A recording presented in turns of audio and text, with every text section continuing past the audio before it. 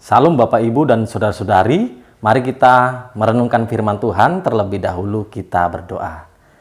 Ya Tuhan Allah kami yang kami sembah dalam Yesus, kiranya oleh anugerah dan kasih setiamu itulah yang menolong kami mendengar kebenaran sabdamu. Di dalam nama Yesus kami berdoa, amin. Firman Tuhan untuk kita pada hari ini yaitu dari kitab Roma pasal 4 ayat 18 sampai 25. Demikian kebenaran firman Tuhan.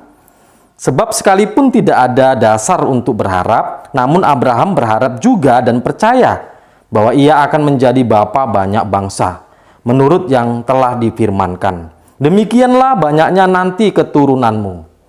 Imannya tidak menjadi lemah, walaupun ia mengetahui bahwa tubuhnya sudah sangat lemah, karena usianya telah kira-kira 100 tahun, dan bahwa rahim Sarah telah tertutup. Tetapi terhadap janji Allah ia tidak bimbang karena ketidakpercayaan. Malah ia diperkuat dalam imannya dan ia memuliakan Allah. Dengan penuh keyakinan bahwa Allah berkuasa untuk melaksanakan apa yang telah ia janjikan.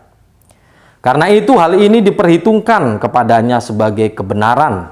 Kata-kata ini yaitu hal ini diperhitungkan kepadanya tidak ditulis untuk Abraham saja, tetapi ditulis juga untuk kita, sebab kepada kita pun Allah memperhitungkannya. Karena kita percaya kepada Dia yang telah membangkitkan Yesus Tuhan kita dari antara orang mati. Yaitu Yesus yang telah diserahkan karena pelanggaran kita dan dibangkitkan karena pembenaran kita. Amin. Sampai sedemikian pembacaan firman Tuhan. Tema kita yaitu Allah memperhitungkan iman orang percaya. Sehingga dari tema ini dimengerti bahwa kita orang percaya dibenarkan oleh Allah, diperhitungkan atau diakui oleh Allah adalah karena iman. Bukan karena usaha kita atau kesalehan kita. Atau bukan karena hidup dalam hukum Taurat.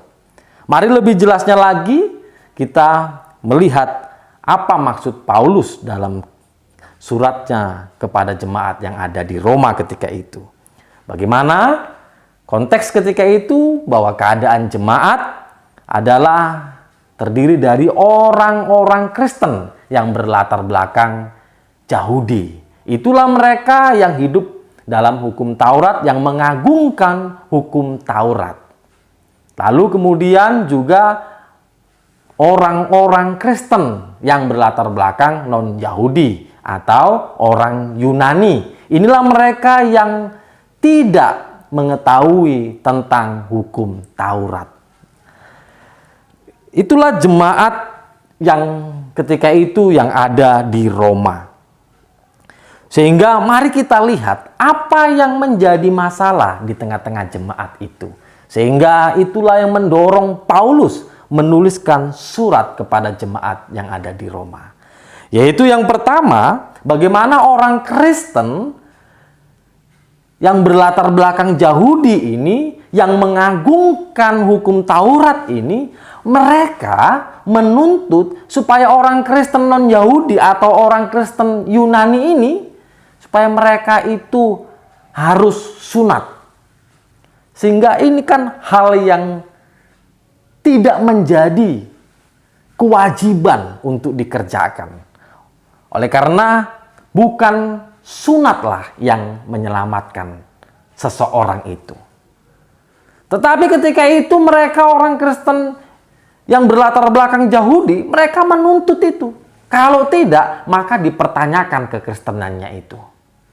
Sehingga ini adalah menjadi masalah. Lalu masalah yang kedua adalah orang-orang Kristen Yahudi ketika itu memahami Abraham juga diselamatkan, dibenarkan, diperhitungkan adalah karena hidup dalam hukum Taurat. Sehingga yang menjadi dasar pemahaman mereka itu adalah ketika Abraham berumur 99 tahun, Abraham di sini disunat.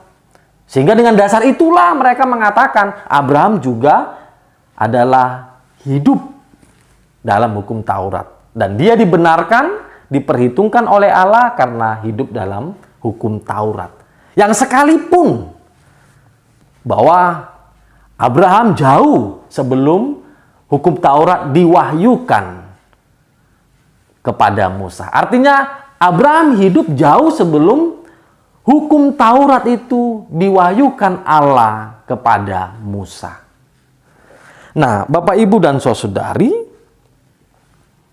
sehingga pemahaman mereka inilah yang ditolak oleh Paulus. Mari kita lihat apa yang menjadi argumen Paulus kepada orang-orang Kristen Yahudi ketika itu, yang sangat membanggakan hukum Taurat, yang menganggap bahwa Tuhan menyelamatkan, Tuhan membenarkan atau memperhitungkan orang Kristen itu adalah karena hidup dalam hukum Taurat atau taat kepada hukum Taurat. Sehingga mari kita lihat apa yang menjadi argumen Paulus. Paulus di sini dalam argumennya yaitu berdasarkan kitab suci. Bagaimana dalam kitab suci, dalam perjanjian lama yaitu dalam kitab Kejadian, Abraham di situ percaya kepada Allah. Sehingga Allah memperhitungkan itu sebagai kebenaran. Artinya atas percayanya Abraham kepada Allah, itulah yang diperhitungkan oleh Allah menjadi suatu kebenaran. Bukan karena hidup dalam hukum Taurat. Sekalipun secara logika manusia ketika itu sesungguhnya Abraham tidak punya dasar untuk percaya kepada Allah.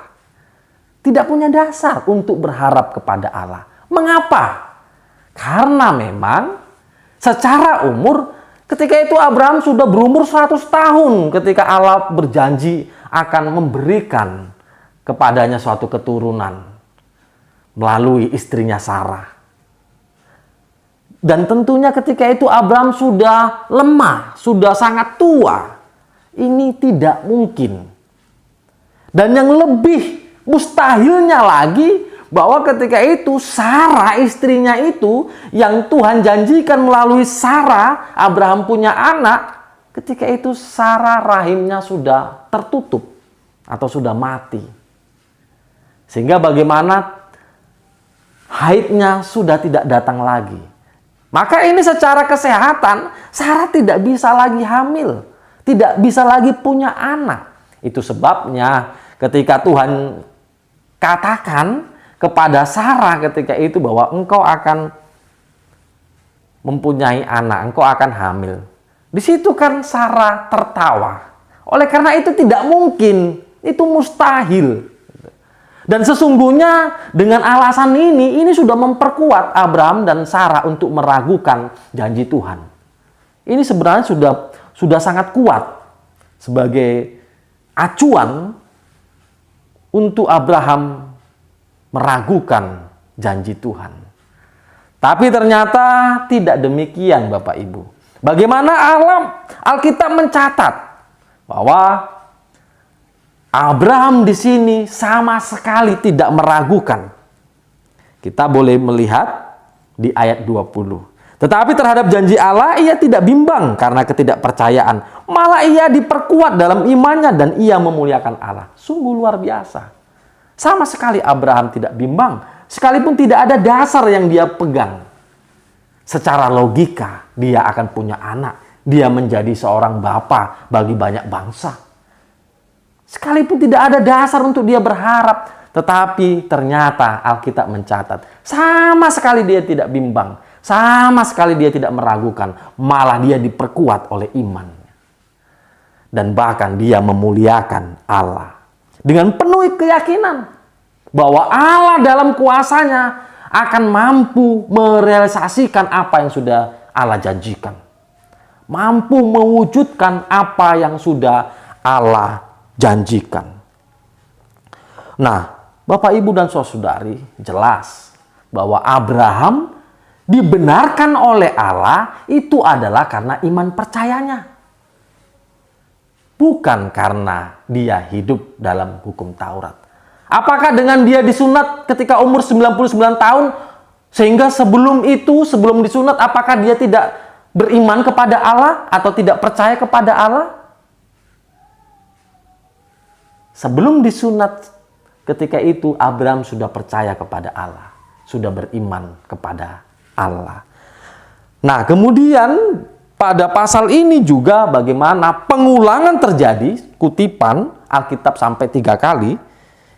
Ini Paulus sengaja untuk memperlihatkan suatu fakta bagi para pembaca, yaitu orang-orang Kristen Yahudi yang mengagungkan hukum Taurat ketika itu, yang menganggap bahwa Allah memperhitungkan, Allah mengakui atau Allah membenarkan orang-orang Kristen adalah karena taat kepada hukum Taurat. Sehingga ini yang menjadi bahaya. Kalau karena taat kepada hukum Taurat, berarti orang menjadi selamat itu karena upaya, karena kesalehan. Tapi sesungguhnya yang Paulus maksudkan di sini adalah orang menjadi selamat, orang diperhitungkan oleh Allah itu adalah karena semata-mata iman percayanya, maka dia dibenarkan. Sehingga jelas di sini adalah karena kasih karunia Allah kepada umat. Sehingga kita sebagai orang Kristen, Bapak, Ibu, dan Saudari, bahwa kita percaya kepada Allah, yaitu melalui Yesus yang mengorbankan dirinya di kayu salib untuk mati dan bangkit di antara orang mati.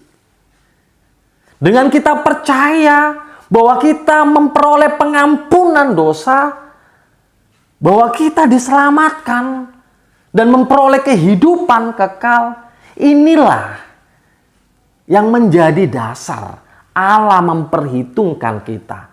Allah mengakui kita, Allah membenarkan kita, yaitu melalui iman percaya kita, bukan usaha kita.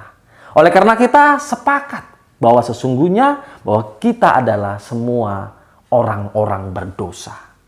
Sehingga dengan keberdosaan kita, dengan ketidaksanggupan kita hidup taat di bawah hukum Taurat, maka jelas hukum Taurat itu tidak bisa menyelamatkan kita. Usaha kita tidak bisa menyelamatkan kita. Tetapi hanya oleh karena Allah memperhitungkan kita, Allah mengakui kita, Allah membenarkan kita, oleh karena iman percaya kita kepada Yesus Kristus yang sudah selamatkan hidup kita.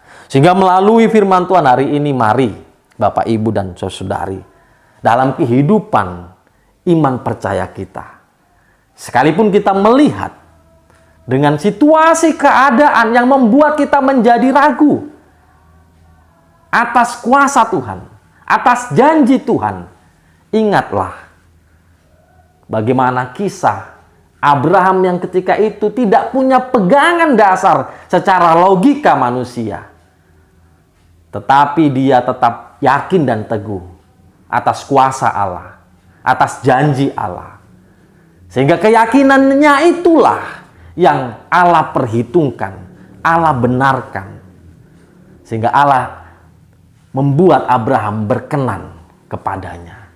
Kiranya demikianlah kita sebagai orang Kristen, Bapak, Ibu. Mari, dengan keadaan di tengah-tengah pergumulan kehidupan kita sebagai orang percaya, bahwa Tuhan dalam janjinya akan pelihara kehidupan kita, bahwa Tuhan dalam janjinya senantiasa akan menopang kehidupan kita, akan menolong kehidupan kita. Senantiasalah berpegang teguh kepada janjinya, sekalipun engkau tidak memiliki pegangan sebagai dasar untuk berharap oleh karena situasi keadaan.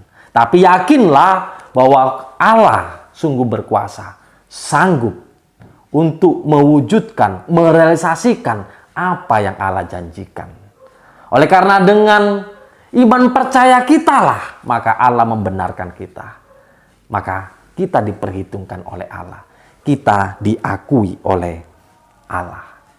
Kiranya melalui firman Tuhan hari ini, kita menjadi orang-orang percaya yang senantiasa diperhitungkan oleh Allah. Oleh karena iman percaya kita, bukan karena usaha kita, bukan karena ketaatan kita kepada hukum Taurat, tetapi karena iman percaya kita kepada Yesus Kristus yang sudah selamatkan kehidupan kita. Amin. Mari kita berdoa. Terima kasih ya Tuhan, kiranya Engkau memberkati firman-Mu, sehingga kami adalah orang-orang Kristen yang senantiasa yakin, percaya atas janji-Mu ya Tuhan, tengah-tengah kehidupan kami. Sehingga itulah yang Engkau perhitungkan, sehingga itulah yang menjadi dasar membenarkan kami, orang-orang berdosa, untuk memperoleh pengampunan, memperoleh kasih karunia yang dari-Mu Tuhan. Terima kasih ya Tuhan. Di dalam nama Yesus kami berdoa dan bersyukur. Amin. Shalom, Tuhan memberkati.